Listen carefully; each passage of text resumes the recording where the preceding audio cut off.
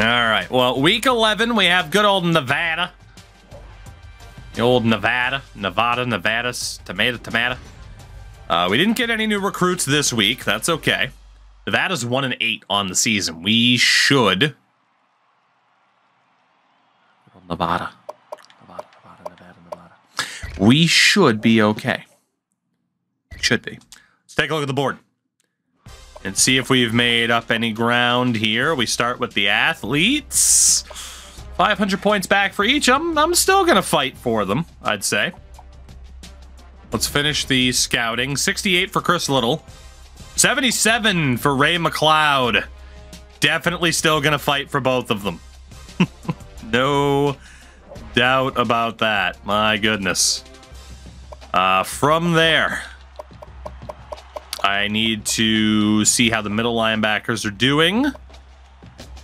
So Greg Johnson, Coastal Carolina's putting up a fight. We're looking good for Joe Atkinson, though. Defensive tackle, I mean, we're in the mix for most of them. It's just who the hell is going to sign. So for the wide receivers, is there anybody that we are like clearly out on right now? Even Alvin James at 600, I'm actually not going to take off the board. I think we have a fighting shot for most of these guys. But scouting is going to be pretty important. Because I imagine these guys, some of them at least, will still be absolute trash. Brett Simmons went up by frickin' 6. Okay. He's only at 50%. Plus Doyle, Everett Wright, and Herman Scott. We had scholarships sent out to all of them. We're going to go focus on the dudes that we've already had on our list. Again, the defensive tackles. We have at least a 1,000-point lead for everybody. Put points on Greg Johnson. Let's put points on the athletes. And then for the wideouts, highest rated dudes, at least that we know of, we'll just start getting a bunch of points until we're proven otherwise on what's happening there. In terms of the top 25, because I know there's intrigue, Oregon is the undisputed number 1 on the coaches poll as the only undefeated team. That is outrageous. The Gators are the highest rated team from the 3rd division. And it goes independent, ACC, American, and then Big 12, so technically 4th division. North Carolina's down there, Texas, UCF, the Big 10, Kansas as well. Big 12 is what I meant from the top. Tulane's up there. Hate to say it, James Madison appears to have fallen off of a cliff. They did. James Madison dropped out. Toledo's on the rise, though. Toledo is on the rise. Fair enough. Well, let's see if we absolutely blow it against Nevada. That is my guess with their D-plus offense. Bowling Green next week. Hey, big win. 27-7.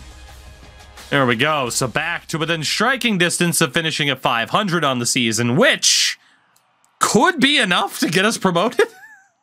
I think it's insane to say that 500 might actually be enough to see us get bumped up. It's absolutely crazy. But it could very well happen. Again, being the best of the worst doesn't mean a winning record. We get that linebacker, Joe Atkinson. Let's go. Another addition for us here at Wyoming. Bowling Green's 2-7 on the season. So that is already 5 scholarships down. We got some visits this week with Brian Tidwell ready to visit. I mean, I just have to schedule him for a week where he's facing other competition. It's fine. So let's head to the athletes. How are we looking, fellas? We're now in first for both of them. Very good. So for the record, Chris Little, definitely not a quarterback. Honestly, I mean, you're looking probably at the secondary, right? You could argue running back or wide receiver, but that's a member of the secondary. Ray McLeod, also not a quarterback. He's secondary, wide out, type of thing as well. So might need to be a quarterback. We do technically have quarterbacks on the roster, so we don't have to force anybody there. For the middle linebackers, we do have the lead for Greg Johnson. And again, we secured Atkinson and Jamie Richard. For the defensive tackles, we are still looking very, very good. We just need people to make up their goddamn mind. That brings us to the wideouts. Let's finish scouting these guys and see who's going to make the cut and who isn't. We pretty much know that Blake Bowen's not making the cut. Certainly a sub 60. Will not see you stay on this list. Kyle Arnold's a bust. Again, finding a bust of a player gets us XP, so it's not necessarily a bad thing. Devin Mitchell up to a 71. I like it. Brett Simmons absolutely sucks. Mike Mitchell just hits a 60. Austin Doyle down to a 68. I think, again, we can say anything under a 65 is out. Just to better focus our points. Make sure we get rid of the right dude. Okay. And now from here, is there anybody that has us off of their list? No. So, again, we are looking pretty good. Pretty good indeed. Good for Ivy. We got the 500 on McLeod. 500, 500. Big lead for Crosby. Big lead for Tidwell. Marshall. So it's going to be Chad Manning that gets those extra points this week. So far, so good. Bowling Green, they are 2-7 on the season. It's a pretty even matchup. A win here gets us back to 500 and gets us a winning record in the conference. Let's go. Okay. Man, we started off terribly. But for a hands-off season one, just to see, like, okay, where are the cards gonna, where are they gonna lie? How is it gonna play out? Are we still gonna be in the bottom tier for the first season that we care about? I do think we have a legitimate shot at getting out of this situation and going a tier up. Although you could argue maybe a tier up's not so good, but a winning record would make it less likely for us to get fired. As we get the defensive tackle that we needed, Josh Wilson. Right. So that is going to see us change up our strategy here at defensive tackle moving forward. Much like at linebacker, the two highest rated dudes are going to stay. If the other three that I'm removing end up wanting to sign, cool, they still can, but we're just not going to focus on them. So these two will very much stay, as we'll try to seal the deal there. And then again, linebackers, we're looking good. Greg Johnson's still there. Coastal Carolina's not going away. The athletes were looking good. So back to the wideouts. Anybody that we're out for? We're looking good. We are looking pretty damn good, if I do say so myself. I was not expecting that, but fair enough. Here we are. Full beans. Here we go. Keep rolling. Let's keep it rolling. We're looking good on that front. It's the 5-5 Akron Zips. Oh my God, this is an incredibly important matchup. Identical records, both on the season and in conference. Looks like Oregon is still number 1, by the way.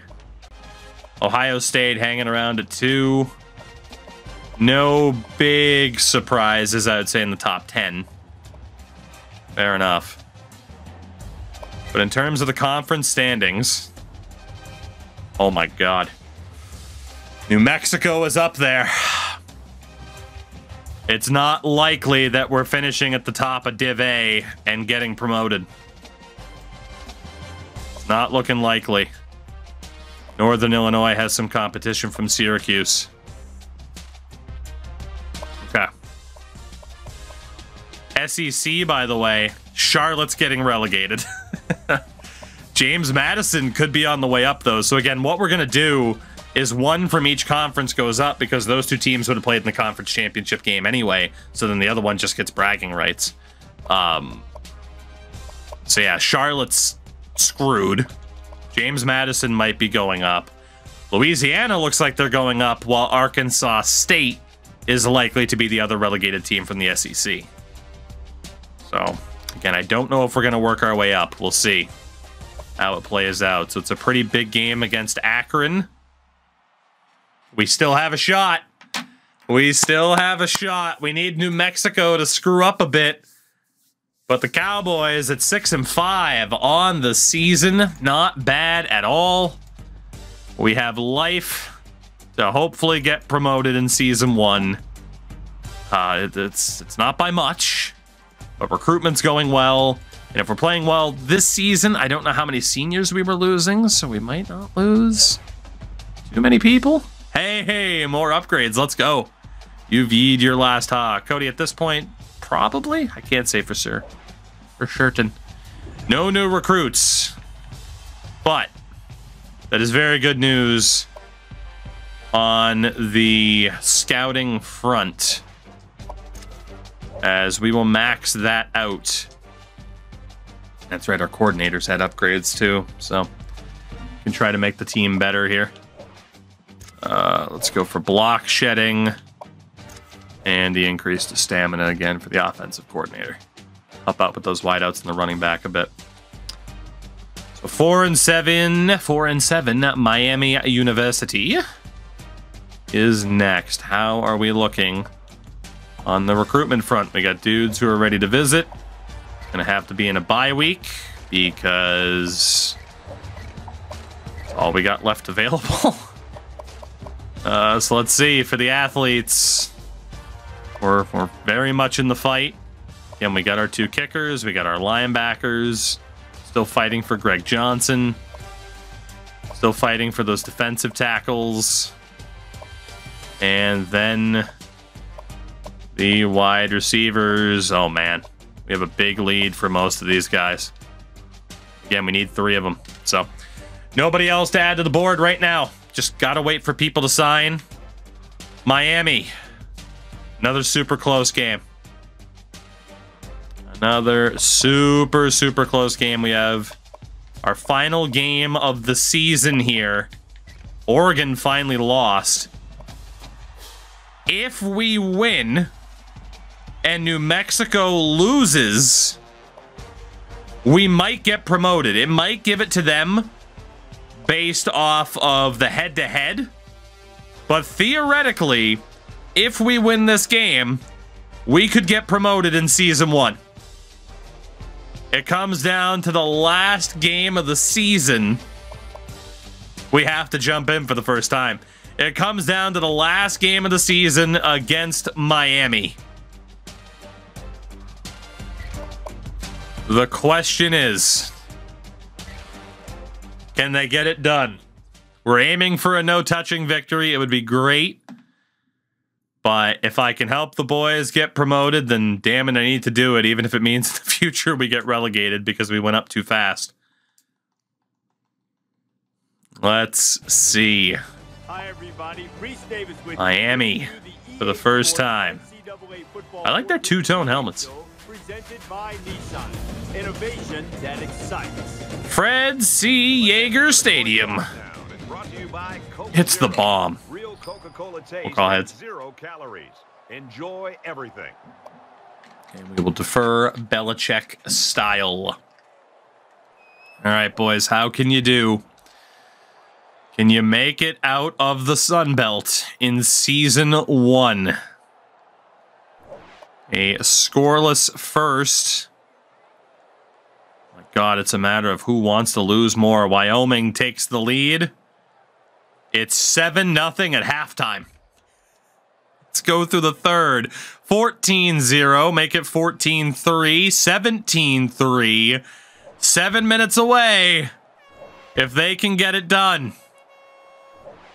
It's now down to just a 7-point lead, 20-10. Oh my goodness, could it be for the first time? Could it be for Wyoming? You know it is. No touching! No touching! Our first no touching. We win our final game of the season to secure a record over 500. At the very least, we're probably not going to get fired. Thank God. But the question is, did we jump New Mexico to get promoted in season 1? We don't know what the result of the New Mexico game happened to be. So it comes down to this. Heading into the bye week, what is up with New Mexico? What is up with New Mexico? Did we jump them? Did we jump them? This is nuts, man. Season 1, we have this much intrigue. We get the middle linebacker, Greg Johnson.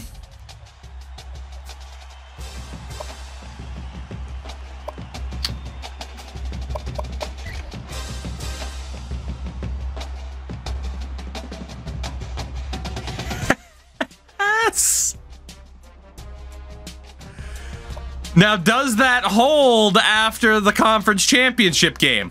Or can it change?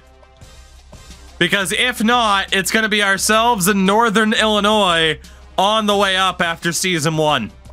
I don't know if it changes after the conference championship game, but 5-0 in the division sealed the deal. I think we are moving up to the SEC. That's crazy, man.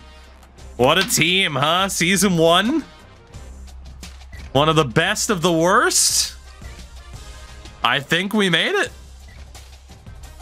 We have a little bit of recruiting to do,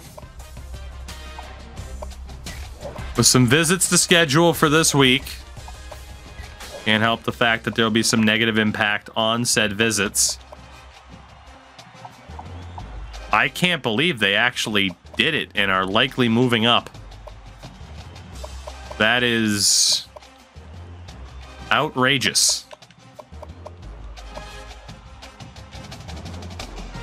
What the hell? So the teams in the conference championship game get the promotion. Yes.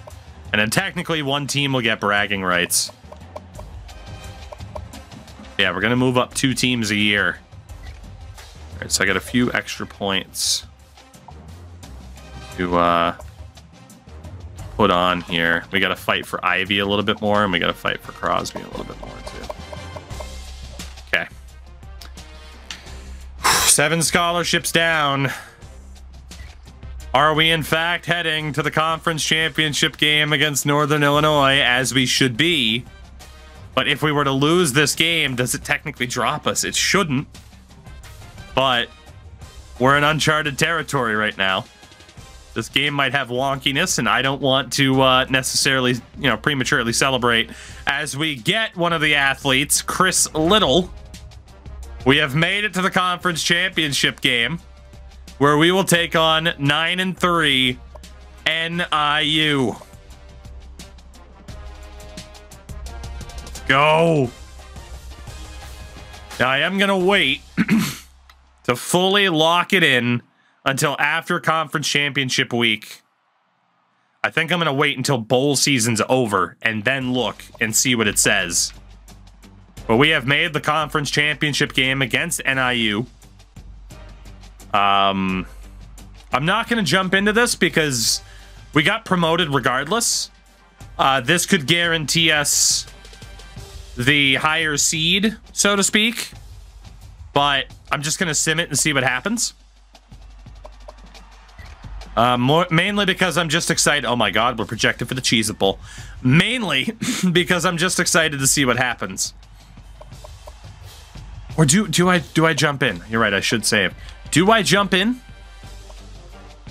for these last 2? That's the real question. Do I jump in?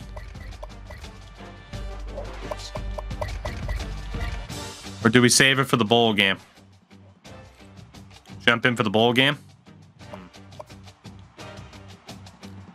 NIU Conference Championship. What's going to happen? We lost 28-17. 28-17, not our team. That's fair. So NIU advances as champions of the Sun Belt. It looks like we will have a bowl game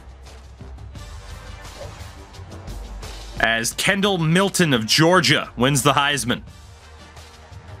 CJ Stroud for Ohio State. And we miss out on the bowl game because of the loss.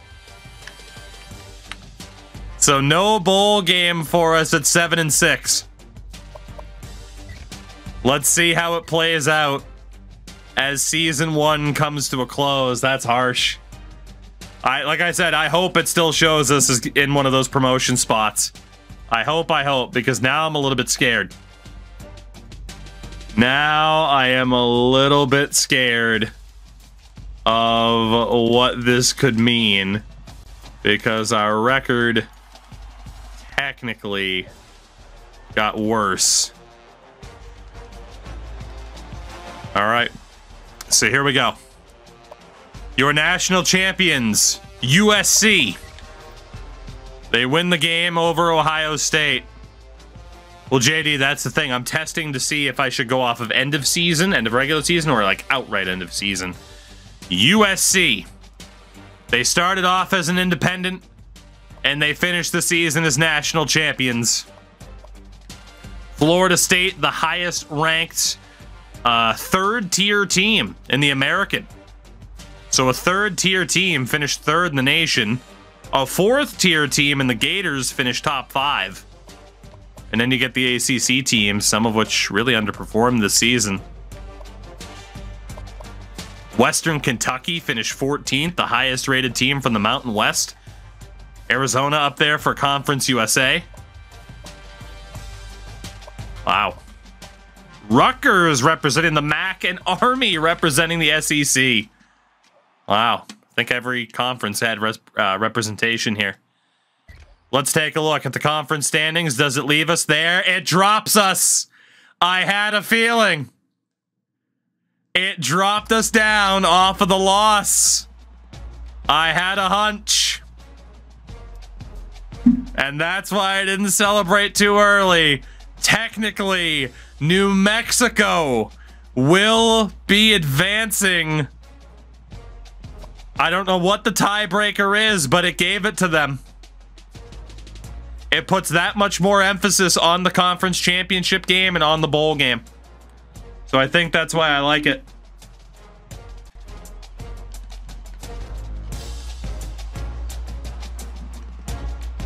I think we did lose to them head-to-head, yeah.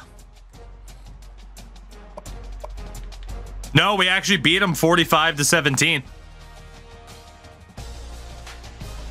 So close, yet so far. But I think we are, I think we're going to leave it. I think we are. Did we scrap Navy? We did, Dusty. We kind of hit the natural ceiling. Feels weird to punish them for having to play an extra game. Maybe, but at the same time, Major, I still feel like it keeps the emphasis on the regular season games. Had we been just a little bit better in the regular season, we would have gotten it, right? If we didn't start off losing 3 of our first 4 games before the games we knew we were going to lose. So admittedly, I'm not sure how they have the tiebreaker, but they do. And I think I'm going to honor it. It rewarded them for losing down the stretch. Let me see what their record was down the stretch. They lost 3 games in a row and still go through. That's fair. The problem right now is I'm not sure what the situation will be in the other conferences. You know, because I didn't check every conference. I think we're going to leave it. It's debatable, but I like a little bit of controversy at the end of season 1. New Mexico is getting promoted as the 2 seed from the Sun Belt because Northern Illinois is moving on as the #1 team from the Sun Belt. So they are both moving up. Moving down from the SEC is going to be Charlotte. If we won, Syracuse got promoted. You're 5-0 in your division. Correct. It has us listed in second. It has us listed in second. That's what it is. And it's one team from each division is how we're doing it, instead of the 2 best teams. It puts emphasis on division, on conference, and on conference overall. So, tough break for Syracuse, but they missed out. I kind of like it that way, too, instead of just like, all right, yeah, both Syracuse and Northern Illinois are going up. So, it's final. New Mexico, Northern Illinois, both going up. From the SEC, going down is Charlotte and Arkansas State. Charlotte and Arkansas State are going down, while Army, at a higher win percentage, Army is promoted. Army is promoted, with South Alabama going up as well. So South Alabama is on the rise. For the Pac-12, Mid-Tennessee State at 3 wins are going down, as are Eastern Michigan. We're going to count Mid-Tennessee State as the worst of the teams. Kent State is going to be going up. So yeah, Mid-Tennessee State and Eastern Mich are on the way down. You have Temple at 10-4. Kent State also going up. So they are promoted as the 2 seed. Temple moving on up from the Pac-12. After a 10-4 season, the Owls are going up. Got just a little bit of cleanup work to do here. Really quickly. On ye old documents. As we wait to see who's going up now. From the Mountain West, Toledo over Western Kentucky. Toledo has been promoted as the #1 team from the Mountain West. Indiana has been relegated at 2-10, as well as Rice. They are also dropping down. UNLV will be going up as well. So you have Indiana and Rice getting relegated, UNLV and Toledo on the way up. And I got a little bit more cleanup work to do here. Time I'll have to do it for the document, but I agree it's a rough result for us to just miss out. But like I said, I kind of like it. I kind of like it. Every game matters, you know? Every game matters. From the MAC, Virginia is getting promoted. Illinois will be relegated. So you got Illinois at 8-5 getting promoted. Illinois getting relegated to 5-7. And on the other side, Iowa State won their division.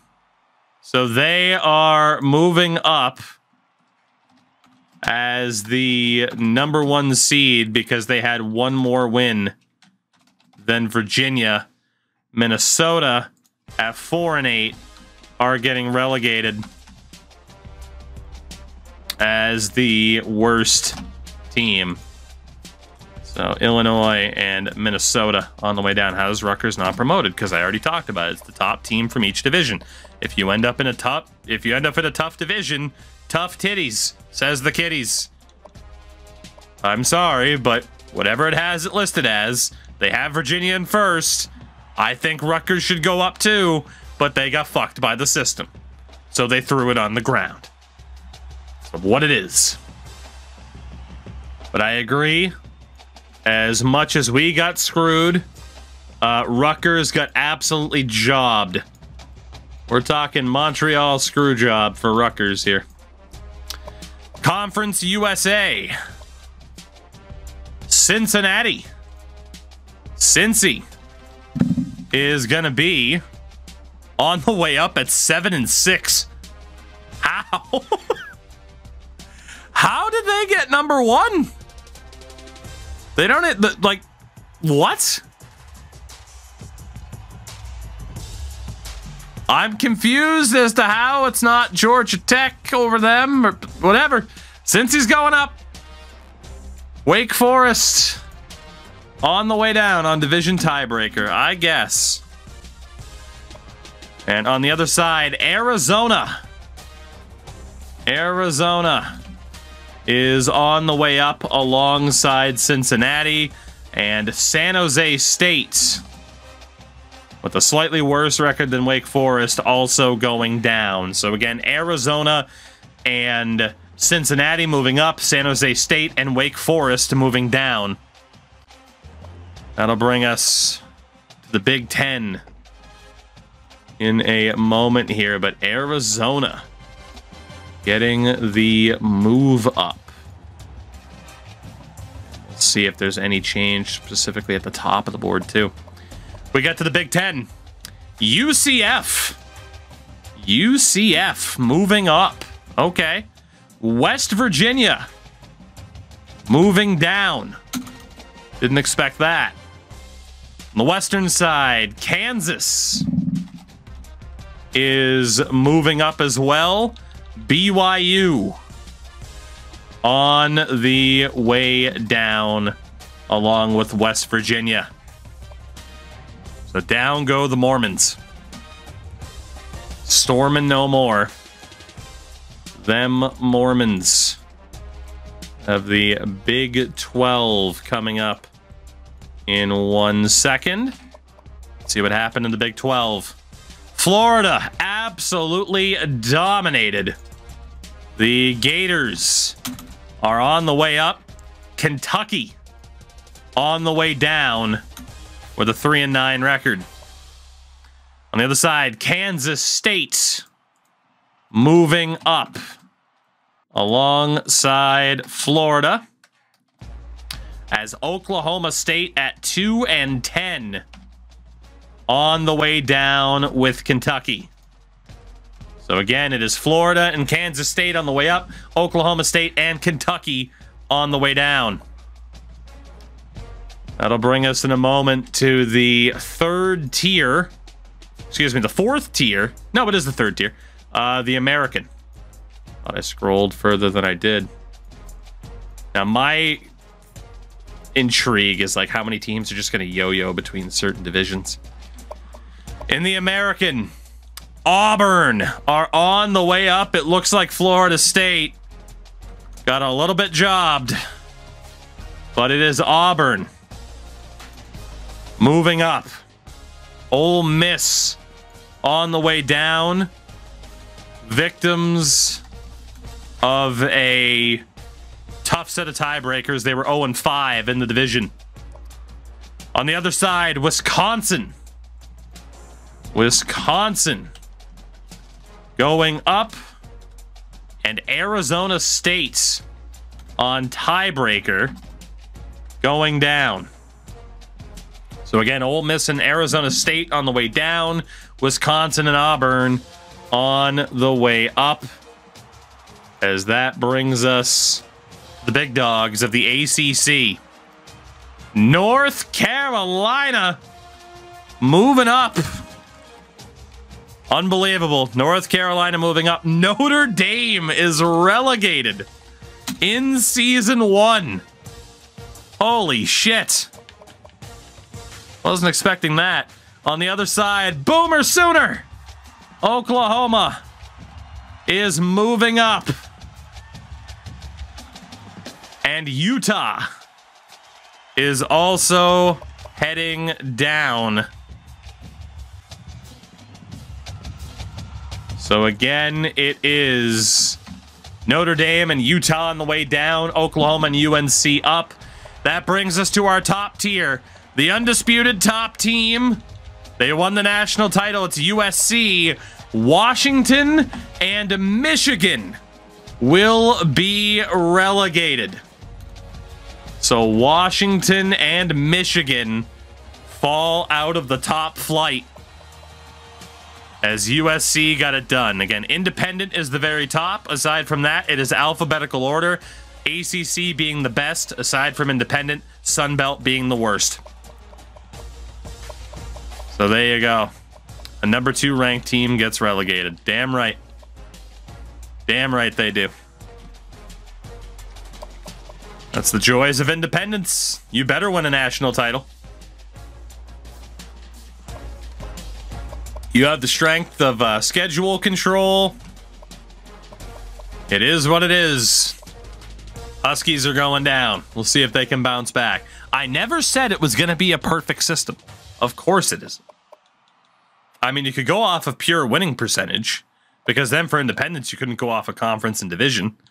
But the rankings be the rankings. We know who will be promoted and who will be relegated heading into next season. Kendall Milton for Georgia won the Heisman. We had already seen that. I'm not too worried about our team stats or anything like that, or really other bowl results. With the exception of the Pop-Tarts Bowl, which was UCLA beating Oregon State. I actually want to see what some of these games were. The Birmingham Bowl, Wisconsin and FAU. Orange Bowl was Oregon and Washington.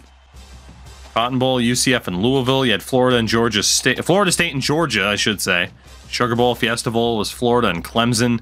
James Madison played Maryland in the Gator Bowl. And you had Oklahoma and Kansas State in the Rose Bowl. And New Mexico took our spot in the Cheez-Its Bowl, the Citrus Bowl, that is, and got blown out by Tulsa. That probably would have been our reality as well. Season 1 is in the books. We have some recruiting to do moving on as well, but so close yet so far, but we will still be in the Sun Belt in Season 2 once we finally have our own players.